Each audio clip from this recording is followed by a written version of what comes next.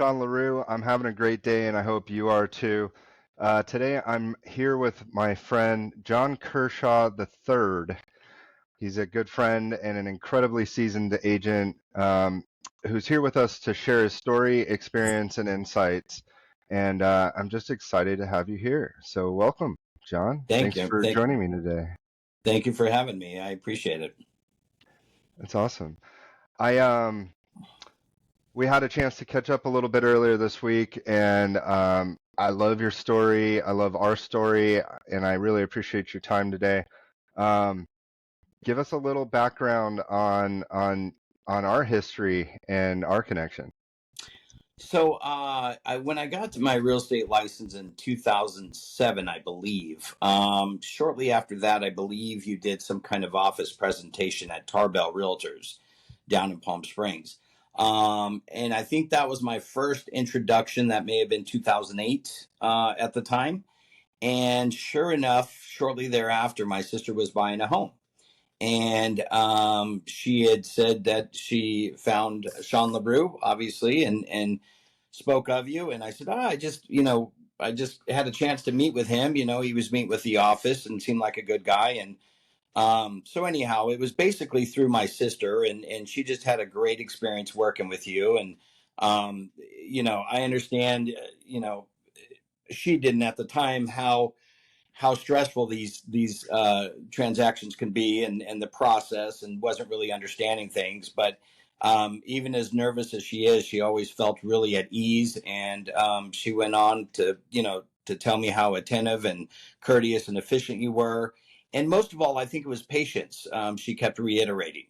Because it was her first time, she just said, no, this guy's good.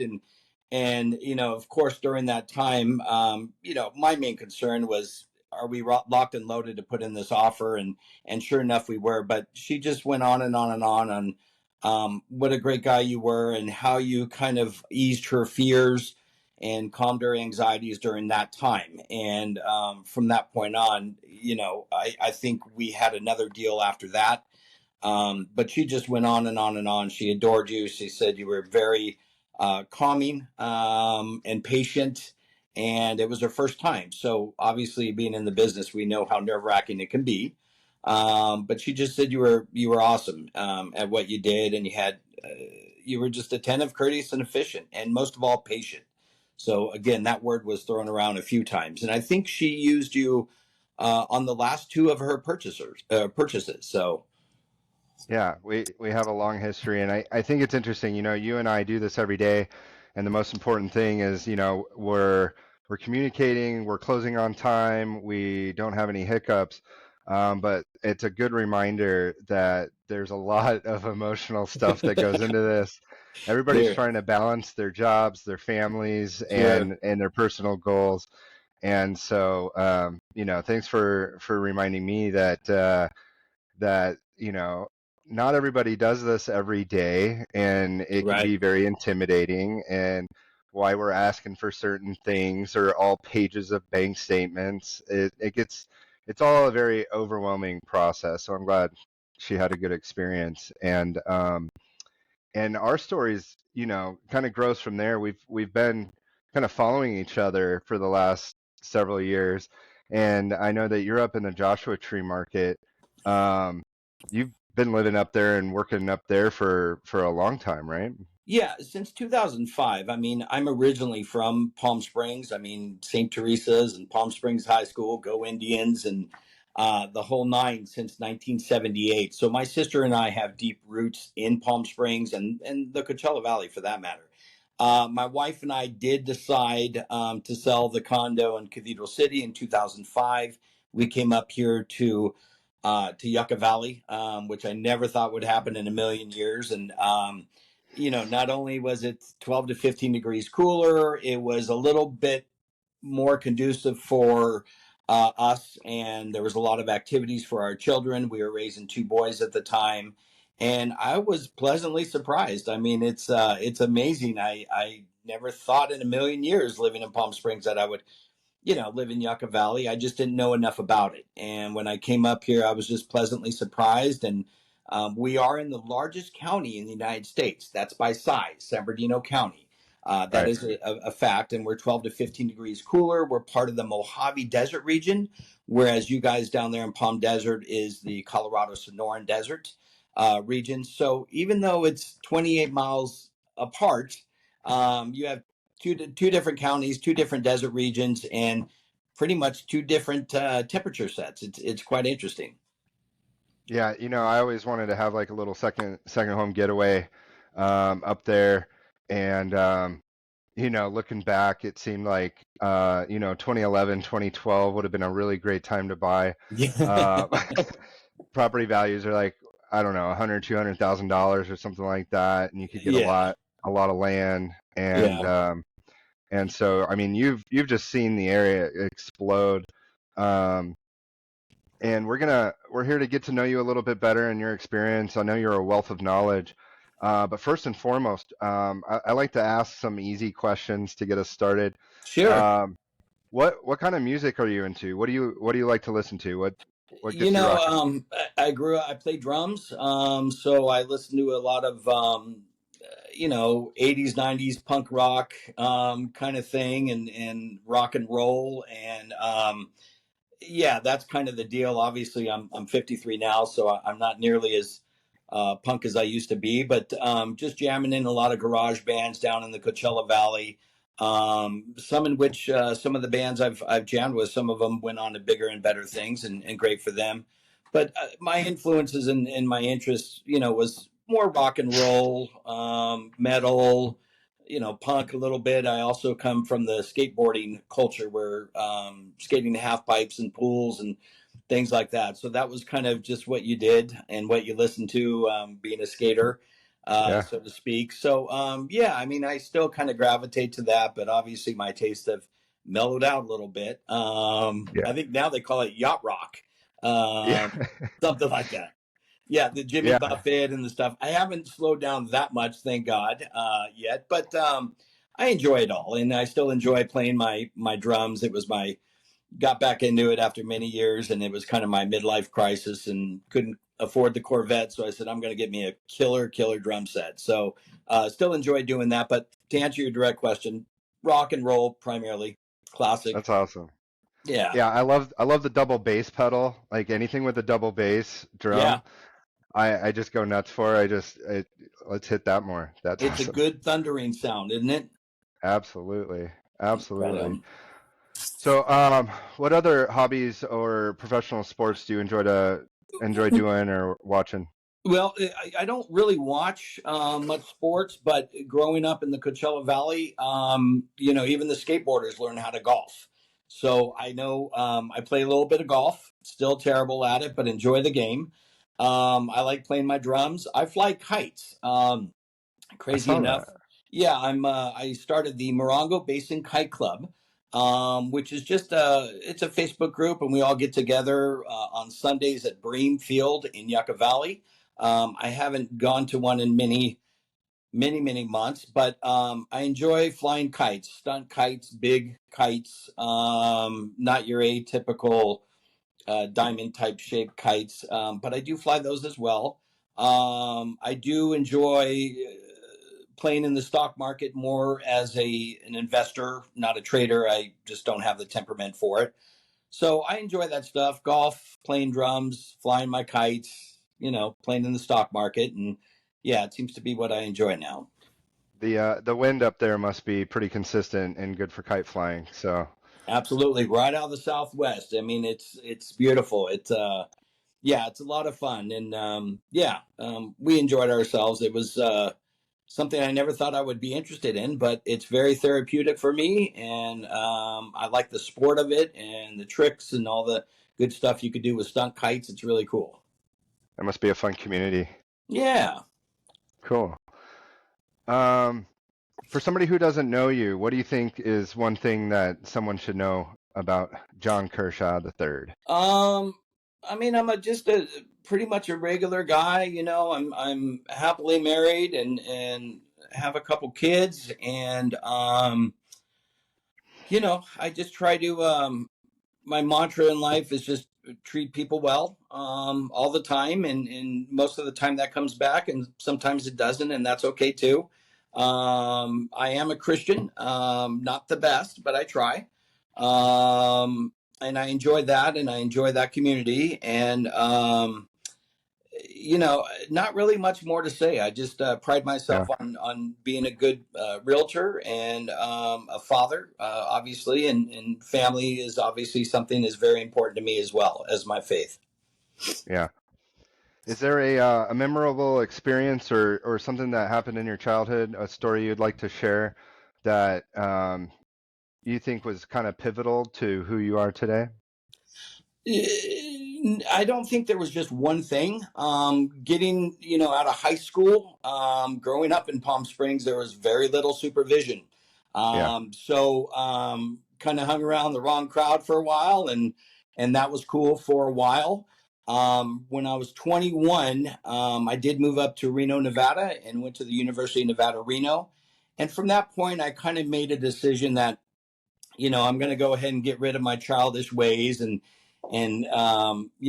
focus on what I want to do. And that's actually when it got me involved in hospitality management. I was the assistant hotel manager at the Flamingo Hilton in Reno. And I did that when I was 21 and held many management positions within the hospitality industry down in the desert as well, from the Agua Caliente Casino Hotel to the Westin Mission Hills, Hyatt Grand Champions. I've worked at quite a few of them. Not so much in a management capacity, but I was a valet parker and a bellhop or a bellman. But around 21, 22, when I moved up to Reno, Nevada and started going to college, that's when I just really needed to start focusing on myself and kind of get rid of my childish ways. And I kind of saw a lot where my friends were going. Some of them did Yeah. well, and some of them not so much. So I just wanted to make sure that was happening for me, and bettering myself. I decided to go to college. Was there any advice or anything that you saw with your friend situation? Was there any mentor or anybody around you that was helping you identify that stuff or gave you some good No, advice? well, there was a guy named Tate Borstelman. He was a bellhop at the Rancho Las Palmas at the Marriott.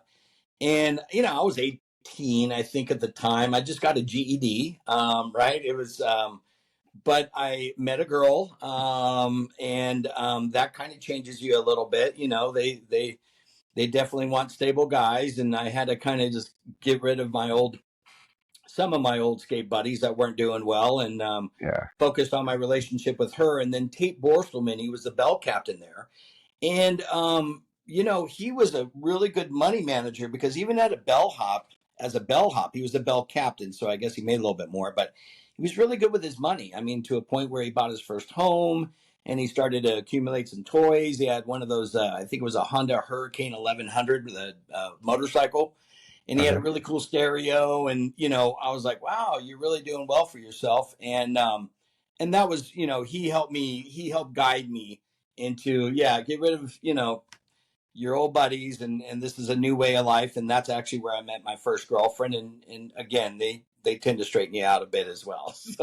Yeah. Um, so I, two of them, but yeah, it was all good. I mean, and it's not to say that I was headed down a road to disaster at all. I was just figuring it out. yeah. And I think we as still much, are, you know. yeah, yeah, I know, right?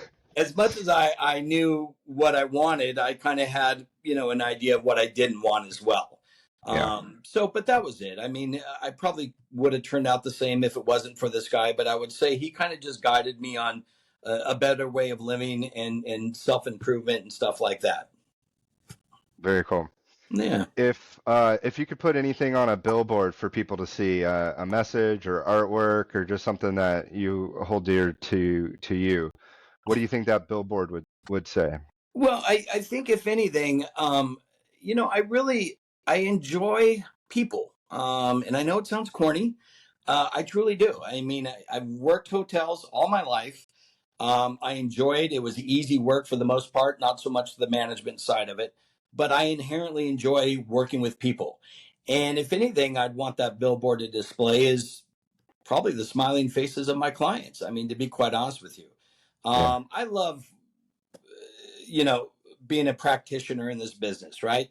But there's something about working with first time home buyers, it gives me so much more joy. And I mean, everything from the cheesy photos with the sold sign, I just love it. I love it all. And I know it sounds cheesy, but I truly get a lot out of it. So to answer your direct question, I think just seeing, a billboard with how happy my clients are would be probably what I'd want. Your family and your friends and the people that you make an impact with. You want to have a photo with them and share that Absolutely. moment. That's Absolutely. great. Yeah. It's really interesting. I find a lot of people in real estate have a hospitality background and they do really well there. So I don't think it's a surprise that you come from hospitality. I think that kind of promotes service and catering and understanding what your client needs and being there for them, kind of anticipating, what their experience is going to be, and you want to make it really good for them. Absolutely. I mean, you hit it right on the head. This is a service based industry. And that is the wheel that cannot be reinvented. We've got technology here that's great for making that initial contact. But, you know, we work for our clients and we work hard. And there's nothing magical or special we really do. I mean, yeah, we help effectuate the meeting of the minds between the buyer and seller, help them during the negotiating process, help to facilitate their needs and possibly advise what steps and help to strategize, how to deal craft. But it's just basically picking up your phone in a reasonable time. You know what I mean? Returning emails. It's crazy some of the complaints that I hear that people have from their real estate agents. It's Yeah, nuts. yeah. And to me, it's a no brainer. I mean, granted, I can't pick up my phone every second it rings, but I will return that call in a timely manner. I will return that email. I will respond to that text if I'm doing something else, and I will follow up on that. So, again, it's those little things that really make a difference, I think. And we work for these people. I mean, that's what it's about. We work for them, and that's something I never ever want to make sure I lose. That basic principle. It's interesting to me that we can only really compare ourselves to ourselves, right? And we do what we do, and what we do we think is normal. But when you hear those stories about other people's experiences, you're like, how can you not like return calls or answer your questions? Like I would be, I would stay up late at night and just be thinking about, processing my day and everything, and then Mhm. make sure everything got checked off. So yeah, I Yeah, mean, we do what we do, and we make an impact as we do. So. it's customer service 101. I mean, it's pretty easy if you stick to it. Well, and we love the interaction, and so Yeah, that makes it easy too. So yeah, yeah. so John, we were talking a little bit, and what I want to kind of get into is um, watching, your area, your market, and everything kind of going on through COVID. I just want you to take us back to like 2019, 2020 a little bit and explain the market, kind of what happened during that, and then explain to us kind of what's been going on since about 22 to current with the real estate market there, because there's been a lot of changes. Yeah, no, absolutely, there has. So, what we have, down in the lower valley, right? You've got a lot of Canadians, Washingtonians, Oregonians. In fact, many will argue anything west of the Colorado Rockies go down to Palm Springs, the snowbirds, right? Our Yep. market's a little different. It is more about LA, Orange County, San Diego. Even though the Coachella Valley still depends on that market, particularly on the weekends, you have the snowbirds during the other times. But up here, it's pretty much LA, Orange County, San Diego. And we get a lot of creative types. We get a lot of artists, a lot of musicians. I've sold properties to some well known and some not so known. But it's more creative up here, and it's more outdoorsy, and it's a little bit of younger demographics as opposed to your atypical retirees that, are snowbirds. So with that being said, 2019, things were picking up, obviously a little bit. It wasn't until about a week after COVID. And if you kind of want to pinpoint where that is, some will argue it was around March 2020. Hmm. Things were shutting down. And of course, our industry came out with a plethora of new forms and protocols and rules on how we do our business, which is fine. We always work around it, but we started to see a lot of people come out. They were tired of congestion. They were also jumping on the Airbnb craze at the time. Um, there was a lot of different factors, but COVID really kind of wakened a lot of people up that they may not want to live so condensed. Right. Not only LA, Orange County, San Diego, we were getting a lot of buyers from San Francisco area as well. So that started flooding our market, and obviously, there was a little bit of a pushback from the locals because it was too much too soon, and that's just typical wherever you see big growth in a short amount of time. And but the growth has been really good here. It's done great for our economy for the most part. Obviously, it brought up property values exponentially. So about a month after the lockdown started, is we really started to see a flood. And again, most of them were doing short-term rentals. Some were doing second home.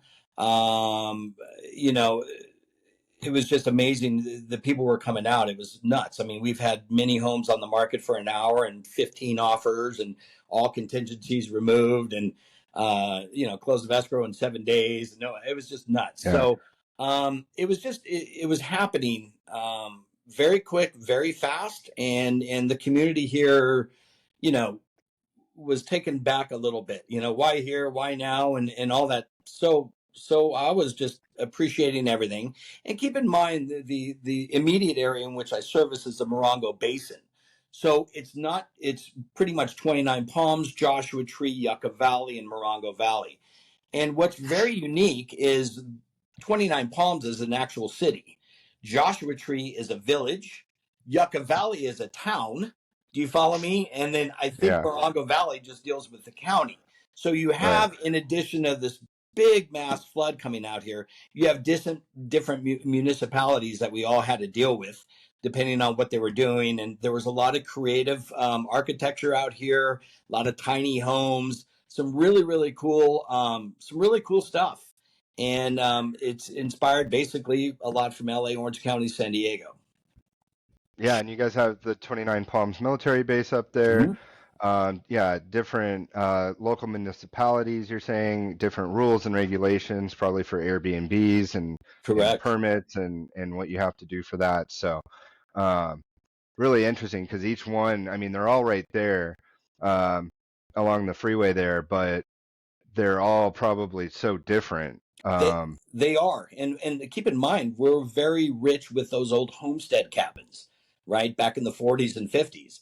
So everybody was coming out thinking, "Hey, I'm just going to do an Airbnb," and we're going not so fast. They aren't permitted to be, and you have to have running water and obviously adequate flooring and other things, power, of Right. course. But we have there was a lot of creative ideas on what you could do out here. And thankfully I always advise my clients, you need to make sure you can check with the planning commission to make sure that whatever you envision can actually happen, because you just can't park your RV out in the middle of Joshua Tree and put up a hammock and call it a Airbnb.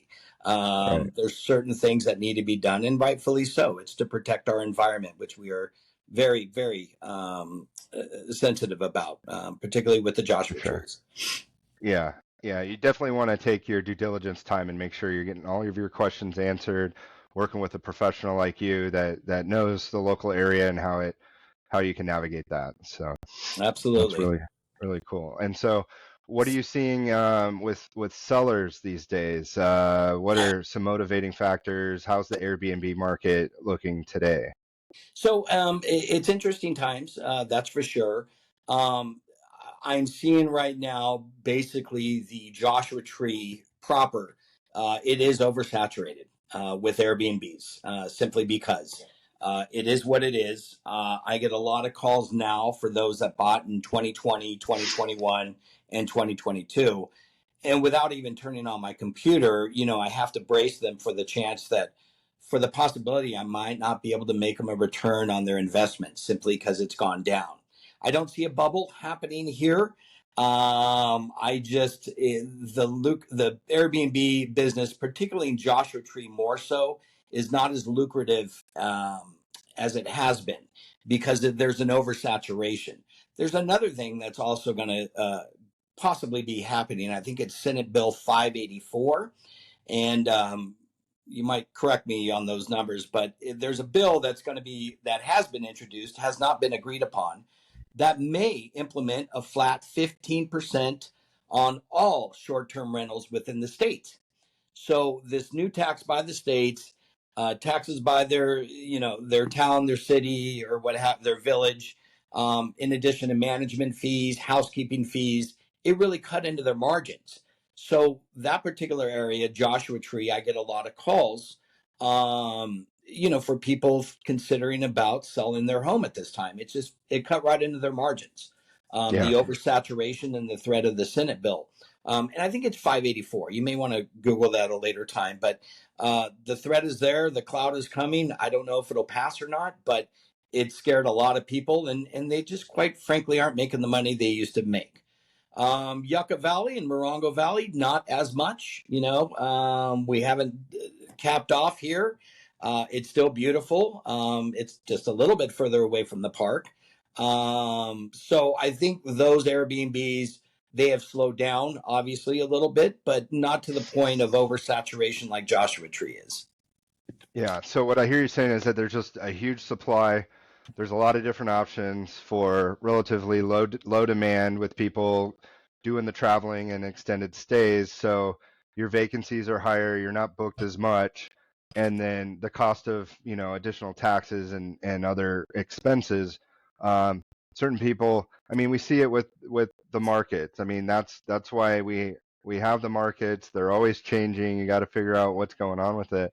Um, but I also hear you say, if you're a buyer, this might be a good time to kind of get a deal.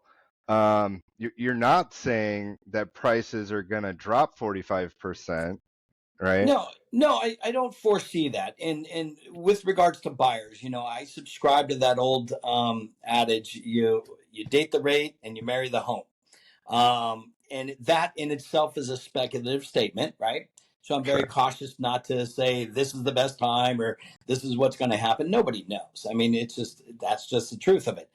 But with Jerome Powell, what was it, yesterday or the day before, still saying that we might see something in September, which will probably help your industry, which helps my industry.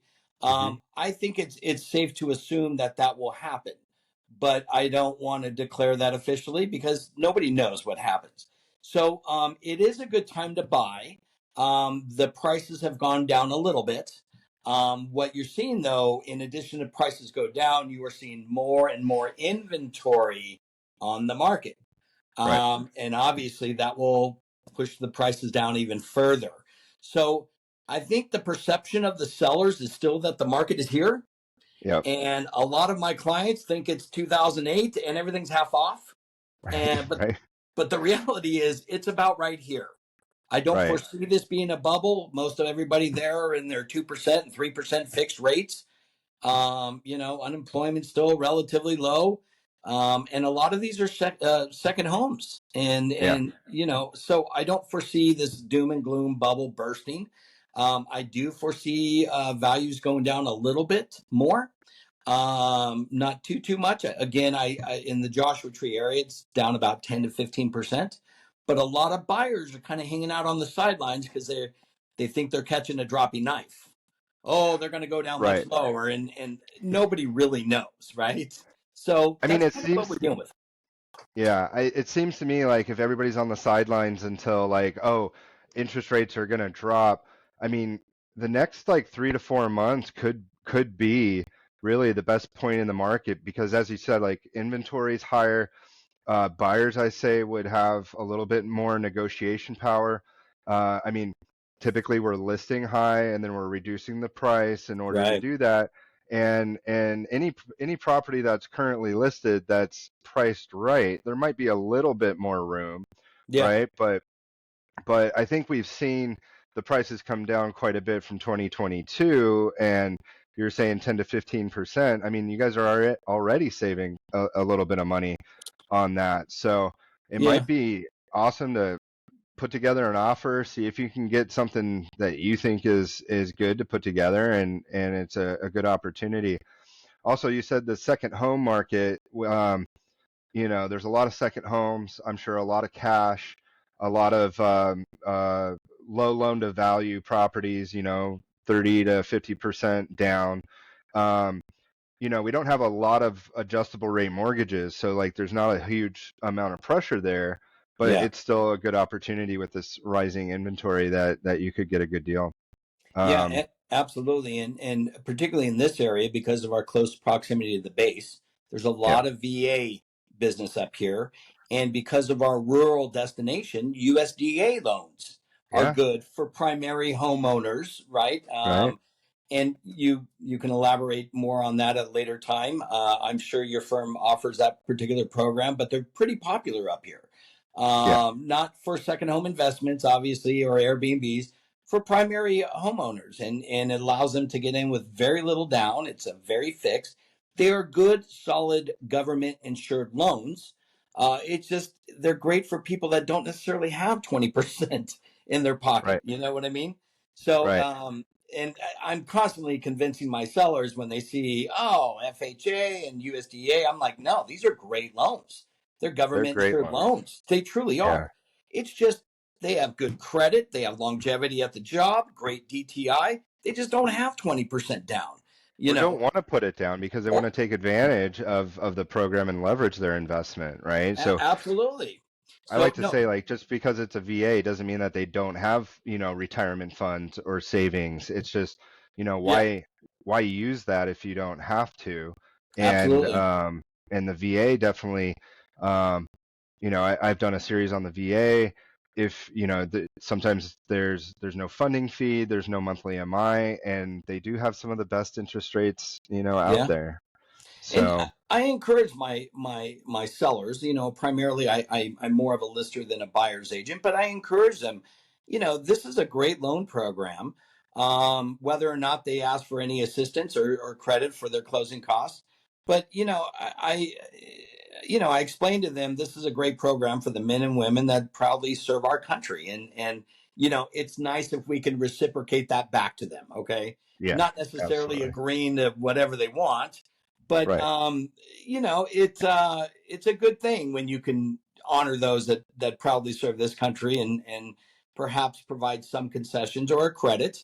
And of course, you can do things with the purchase price to offset that or what have you. But yeah, it's the American thing to do.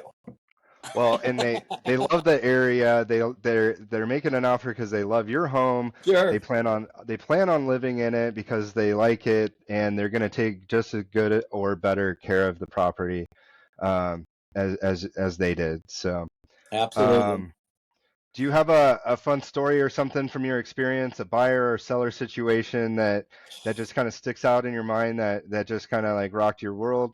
Well, not Um, that I can share publicly, to be quite honest with you, but no, I was thinking about that obviously, and I don't have that one story, and I apologize in advance. There's so many good ones. I know the ones that I remember the most are the first time home buyers, and that yeah, whole cheesy picture in front of the house. I dig that stuff. yeah, And I know it sounds cheesy, but I truly do. I love working with investors too. It's a little less emotional. yeah.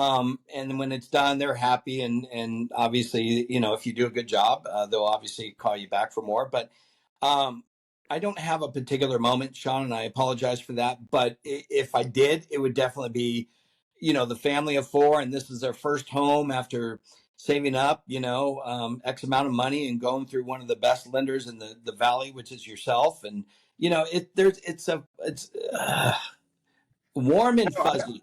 I I'm I going to love that say, warm and fuzzy. That I'm going that to say, American dream is why I got in the business, and I yeah, love that you're reiterating that, and that's like really what you're all about because I feel like buying real estate when it's speculative or companies coming in and buying them, it's really about the first time buyer and having a place for your family to create memories and have right. your children grow up. And so it's just so great that means so much to you. It's funny because even though you and I are kind of in parallel industries, based on my sister's reporting of you, it sounded a lot like how I feel about this Yeah. business. So, call it some weird thing, but I'm like, I'm sure he shares the same kind of notion on that being client centric and just based on my sister's experiences with you. Yeah. So again, I think we're very like minded in that regard. It felt that way on our call earlier this week that we were really in stride with what we stand for, how we run our business, and really what's important to us. So, um, Absolutely. is there anything that you wanted to share? I know we're running long. This has been great so far. Is there anything you wanted to share No, I that mean, we didn't cover? I'm up here. I work for Capitis Real Estate. I'm the senior sales agent here at Capitis Real Estate in Yucca Valley. I do serve as the Coachella Valley, but primarily it's more up here in Joshua Tree. Feel free to reach out to me. JohnKansell@gmail.com. That's a pretty easy email to remember. John with an H, Kansell@gmail.com. Of course, working with Sean here, you're going to get the best loan and the best service and, attention to detail and great communication. But, I'm here to help people. And sometimes it takes, a week or two, and sometimes it takes months, and that's okay. Yeah. My focus is my allegiance and focus is always with the client. It's not with the homes. So it's part of that relationship building. Um, and it takes a while. It's a big purchase. And again, most of my clients are coming out from the Los Angeles, Orange County, or San Diego area. So out of the 5, 6, 7, 9 homes you show them, they may not find that one immediately. And that's okay. We can reconvene next weekend or weekend after or what have you. But I'm there to do that. And, it's a big purchase and they aren't Cadillacs. So when they find something, they're going to feel it. Yep. It's funny because we really don't sell homes. No. We sell ourselves, but we don't sell homes because it's a feeling, I think, with many people. Not so much with investors; it's more numbers, and that's okay Right. too. But yeah, give me a call up here. I'm in the high desert, 760-272-4590. I also proudly serve on the board of directors up here for the Joshua Tree Gateway Association of Realtors. But I'm here for all your real estate needs, buying, selling, investing. I am here. That's excellent, John. Thanks for getting to share your story with us today, and really appreciate you, your time. And you're absolutely right. We're not selling real estate. We're not selling loans. We're selling service and the connection that we have with our people. And what's great is that the world provides. He provides, and we really are fortunate to be able to find our people, find our tribe, and the community with the people that we attract. So, Absolutely. um, if you're looking to buy or sell up there, give John a call, and we look forward to talking to you more, John. All right. Thank you, Sean. All right, Anytime. buddy. It was a pleasure. You have a great day, man. Thank you. You too. All right.